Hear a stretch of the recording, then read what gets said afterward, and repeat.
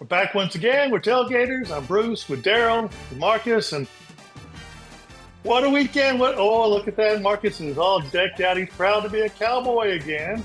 I've always been proud. This isn't anything new. I've always been proud. I just couldn't find it. It was in the back of my closet somewhere. I just found my dog ate it. My dog ate my homework. I just found it. I was going to put on my Cowboy Super Bowl jersey, but it doesn't fit. That's how long ago that was. Anyway, boy, what a surprise. You guys kind of called it. You said you got to play it. You wouldn't be surprised if the Cowboys win. I think Stephen A. Smith predicted the Cowboys would win. When they fell behind 21-0, I'm like, I don't think so. And sure enough, they won. Unbelievable. I know things bounce their way. I know there's a lot of good things, but that's what happens. Good gosh, let's talk about the Cowboys first. Sorry, Daryl, been doing Houston, but man, I was something. Cowboys came back and won. What'd y'all think? All right, let me take this one here so I can represent the right way. First of all, it was a spectacular game. I called it. I think a lot of people thought it was unrealistic that the Cowboys would beat the Eagles, but they completed a 21-point comeback to win the game 24-21. 24-21. It's crazy. Dak Prescott, he passed for 354 yards, 2 touchdowns. George Pickens was doing what he needed to do. Pickens, it looks good. Yeah, CeeDee Lamb chipped in. The defense held the Eagles to 63 rushing yards. I mean, it was leadership.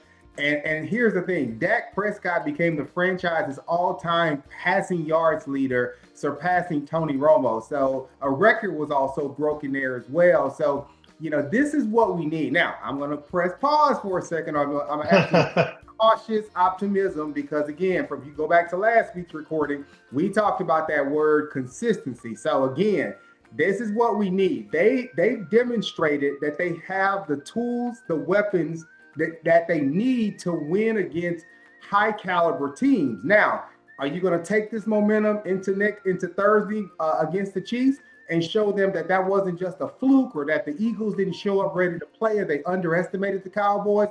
Or are they going to do what they know they can do and actually win this game? I mean, that would be fantastic. I mean, the Chiefs have been, not the typical Kansas City Chiefs that we've seen over previous years. So even though the Chiefs are slightly favored to win the game, I think the Cowboys have a good opportunity to go in there, show them what they're made of. They win this game, they build some momentum. They got Detroit, Minnesota coming up, the Chargers, the Washington as well as the Giants. I mean, this is how they get not only a chance. I mean, heck, whoever knows? I mean, the Eagles might get a little stage shy. They may not be able to fly like they used to fly.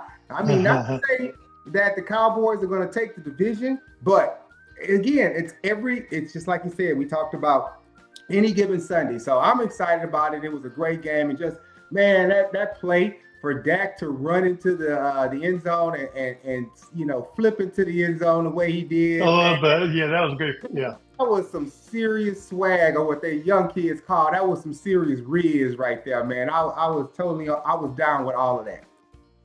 Well, and then it goes back to what you both said too. They beat the Eagles, and confidence builds, and that's that momentum. But that confidence now might be there. To get two good games in a row, that confidence might be building. Daryl, what do you think? Yeah. Like I said, man, line them up and let them play. You never know what's going to happen. But I think we ended the last podcast with me saying, I said, look, they have some opportunities. We talked about at the beginning of the season, we talked about how good the Commanders are, how good the Eagles are. And I told y'all, hey, Commanders are hurting right now. I mean, anything can happen. And now you mess around and beat the Eagles. So yeah, there's some chances out there. And again, I'm gonna say this one more time. They need to get that running game going. They need to get it going. If they get that running game going, I mean, it's gonna be real interesting.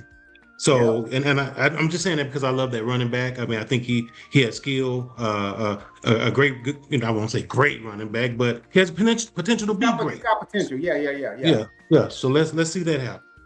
I'm just a little worried, not real bad about CeeDee Lamb. He's got to get a little more confidence back in him, I think. I think he might be still, when you get an injury, sometimes it takes a little while to just get that brain going, but I mean, he's doing good, but Boy Pickens is doing great. Yeah. But, we do have that game coming up Thursday. I was looking at ESPN Power Rankings. They have the Kansas City Chiefs. They have dropped. They're 12. Cowboys are 19. But they're, one's kind of, what's the Chiefs have? Cowboys are 5-5-1. Chiefs are 6-5. So it could be a great game. Any predictions? You guys are on a roll. What do you think? Daryl, I'll go with you first this time. Man, I think that this is going to be a high-scoring game. People talk about the Chiefs' defense. I'm like, what defense? I mean, who cares? Man, I'm going with Cowboys on this one, Doc. I don't care about no damn Chiefs. Excuse my language. I have some issues with them from last season in the first place, and I laugh every time they don't get the calls that they want in that stadium and everybody boo. And I'm like, dude, we put up with y'all crap for how many years? And no, you're gonna take these bad calls. You're gonna take them. And I love to see it. But look, but seriously though, Cowboy should take this one for sure. Good. And what do you think, Marcus? Man, I don't know. Like, the Kansas City Chiefs, like I said, they haven't been the team that we've known them over the last several years to be that dynasty quality team. They're still licking some wounds. I mean, they barely, won here last week. And so I think the momentum that the Cowboys have, the confidence that they have, I think they have a shot. I'm going to go with the Cowboys by, let's call it 3. It'll be a field goal of a type of a win, but I'm going to go Cowboys 3. Well, I agree with you. If it's a close game, one thing the Cowboys have for a close game is they have got a field goal kicker. Oh, yeah. Unbelievable field goal kicker. So, in a close game, they've got that right there. So I'll go with a close game with the Cowboys, too. It looked like, Daryl, you were going to say something. My apologies. No. I was going to mention the kicker. I was going to say, man, what if we win the game with a 65-yard field goal, Yeah. Well, let's go ahead and switch over, Daryl. What about Houston? I mean, they won. They beat the Bills. So, consistency, what you keep talking about, I'm not sure if this is consistent or what it is, but what are you thinking? Well, the issue that we're having right now is it's a quarterback controversy. I mean, we've won 3 games in a row with our backup quarterback, and he's running that offense very well. And CJ is, from what I'm understanding, you never can tell, but the rumors are that CJ is a little bit salty. Coach said that, hey, we don't know who the starter is going to be this Sunday, so there's a little controversy there. But hey, I like I said, if the offense, what did I say a while back? If they played about 60% better, and we laughed at that, but I said we can put together some wins, and that's how we were able to beat the Buffalo Bills, is because again, we're on a 3-game win streak. The offense has played really well. And let me also say this, man. I think Josh Allen is the best quarterback in the league. Oh God! So I was really looking forward to this game, and I tell you, I was really shocked to see the defense handle him the way that they did. I mean, they really, really got after him, and that was a lot of fun. That was a lot of fun. I mean, so I can't wait to see how this is going to go down with the Colts this Sunday, and then the Chiefs the week after. And we can put some games together. We could still get into that wild card spot. So, what are they? Shout out to the number one. Yeah, shout out to the number 1 defense in the league. They are really playing some serious defense out there. Yeah, I mean they're still in the hunt, right? They got a 33% chance of making the playoffs at this point, right there. It's a big divisional game. The Colts are definitely in control, but it's 2 things. The Texans have to keep winning, and they have to hope that the Colts lose. So it's going to all start with this upcoming game here. So, let's get Stroud fully healthy, and their defense, to Daryl's point, continues to do what they do. Mitigate the turnovers and just capitalize on the schedule that they have in front of them. I mean, they have everything in place to make the playoffs. It's just gonna take execution on their part. But no, it was a good day. It was a good weekend for Texas. That's for sure. So let me ask y'all something. Sure. Do you think do y'all think that Davis Mills should continue to be the starting quarterback? Ooh. even if CJ clears concussion protocol. I mean, I'm getting a lot of people saying, man, put Davis back out there. Yeah, I mean, sometimes you get that pressure. You want to put your star out there, but I mean, sometimes you got to do what's right. Sometimes you got to do what's right, but not only for the game, but you also got to do what's right for the person. And if he's not 100%, and he's just like, put me in, coach, and it's just feeling that pressure, but it's not the right thing for him, then I would much rather listen. His at the end of the day, this is all just football, right? And his long-term health, cognitive ability. That's what's more important than winning a game, winning a Super Bowl, or anything else. So I would hate to imagine a scenario where they would risk his long-term health just to, appease, the folks that want to see their star quarterback in. But I lean towards the side of caution there. If he's not ready, bench him, even if the masses don't love it. I think the masses want. Well, go ahead. Yeah, I think the masses want Davis Mills in there, bro. I think they really want to see Davis take over this team. Yeah. Well, I tell you what, one minute you're a hero and you get an injury, and we've seen it. I mean, think about how Dak Prescott, that's how he got into the starting. Was it in Romo that got injured or whatever? Yeah, Romo got a little crack in his back. Yeah. Dak took over. That's how it happens. What other games we got? Well, I was going to ask you about the Browns and the Raiders. The Browns first start. At the beginning of the season, let me start over. Beginning of the season, you guys were talking about Sanders, and about maybe they're sending them a message, and he was treated unfairly in the draft. Now all of a sudden, he gets his first start against the Raiders and he wins. And I forgot how long ago it was, but he's the first rookie to win we're in his first start in quite a long time. So I was thinking, what do you guys thought about his start? I mean, and should he start next week? Yeah, I think he should start next week. He's definitely going to start next week, actually. But I think he did. I think he did a pretty decent job running the offense and out there making plays like the Shedeur Sanders we know and love. And I like this kid. Okay, they were trying to make a statement. Okay, statement's been made. Okay, now let's get back to football. Let's see what this guy can do, at least in the next start. Let's see what he can do. Yeah, no, I agree. I think at the beginning of the season, it was the politics of saying, hey, you're not going to be bigger than the game. And I think this period where I think it brought some humility, because I don't even think it was so much him. A lot of times it kind of goes back to what I've been saying about, Manning with UT, right? It's that expectation is there because of the name on the back of your jersey. Right. And it's the same thing with this kid. But I think by put him in a position where, we're this far into the season and now he's got an opportunity. He showed patience, he wasn't complaining from the sidelines, give me some PT or give me a trade or whatever. And he waited for his opportunity and he did what he needed to do. So, I say, let's play him. Let's play him.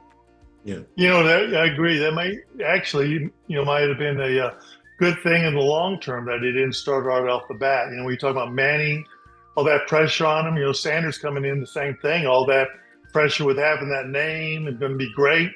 Maybe took some of the pressure off, and he gets to show what he's like. But yeah, he's going to play next week. I didn't know. I heard it might be a little controversy, but good. I'm glad he's going to play next week. I hope he keeps it going. That'll be exciting. Mm-hmm. But you know what? With the Eagles losing, it used to be. I was thinking, I had picked the Eagles going in there and all, but it doesn't look as much like we got that clear-cut favorite like we used to have all the time. At least you had to go through somebody. So I'm going back to the New England Patriots. They won again. They've only lost 2 games. Mm-hmm. I think they're looking really good. They might be the team to beat this year, surprisingly. I wasn't even thinking about that. And, of course, L.A. Rams are looking good, too. But I said, just throwing this out there, any surprises? For me, the big surprise is the Patriots. Yeah, I agree. But I also think that the Colts offense is a big surprise because they're the number 1 ranked offense in the league. So who saw that coming with Daniel Jones running the offense, but he has some powerful wide receivers and their running back, Mr. Taylor, man, that guy is unreal. So, but that's a big surprise. I didn't know that they would be running the AFC like they're doing. 10-2, number one, and I mean it's just an improved culture. The coaching. I think Mike Brable. He's bringing the right level of energy, accountability, coaching, and empowering these players. You got some rookies and young talent. They're making impact already. I mean, their defense is doing what they need to do. I mean, they were definitely. It's a part. Now, granted, we've been here before, right? And there it goes back to something I've said in one of our very first recordings is that you have to be taught how to win, right? Yeah. And they can win all the way out and get knocked out in the first round because again they haven't gone. Regular season wins is completely different from playoff. That's a completely different thing because again it's a long-term game when you're in the middle of the season. You have to meticulously plan for that individual game. Not to say that any team doesn't plan for the game ahead, but it's just a different type of mentality. And as impressive as they are to be sitting at 10-2, we've seen it before. Teams go in with the best record and they get knocked out in the first round, baby. Right. Yeah, last thing I can think of right now. Anything you want to talk about A&M? A&M, UT, this Friday, man. Let's get it on. Oh, big. Yeah. That's gonna be a good game right there. I'm looking forward to some football this weekend. I've been on the go, so this will be the first weekend really just get to dive in Thursday all the way through Monday. Just really enjoy some football. So man, A&M, Daryl, your boys, they're representing well, man. You're wearing the right colors. I give you that, man. They look good. Well, next week I gotta wear mean green, I guess. I keep forgetting. I'm gonna wear mean green next week. I might try to find my mean green hat from when I graduated from UNT a couple of 3 years ago. Yeah, man, how couple of 3 coincidental? decades ago. How coincidental is it with Mean Joe Green and the team being called Mean Green? Because Mean Joe Green went to UNT. He played at UNT, right? He played at UNT, and that's when the name started. Yeah, I'm pretty sure. That's when he got the name. He was Mean Joe Green, and then the Eagles just kept that Mean Green Eagles. So, we owe Mean Joe Green a lot. If he could suit up, it'd help us. Yeah. Mean Joe Green with UNT. I just wish I was the kid in the tunnel getting the Coke. Hey. Right. Oh yeah. Right. Wasn't that great? That was great. It's usually ranked at one of the. Definitely aging ourselves with that one right there. But Right. man, that was good stuff. Hey, Daryl again. Yeah, man. that's usually ranked as one of the top 2 commercials of all times, isn't it? A&M. Yeah. Oh my God, they look good. They just look good. I feel bad for my Longhorns going into that game, but any given Friday, we'll see. All right, Yeah. you guys, that's what we got for today. Like this video, share, but most importantly, give us a comment. Let us know. What do you think about those Cowboys? Is this going to be their year? Maybe they've turned it around.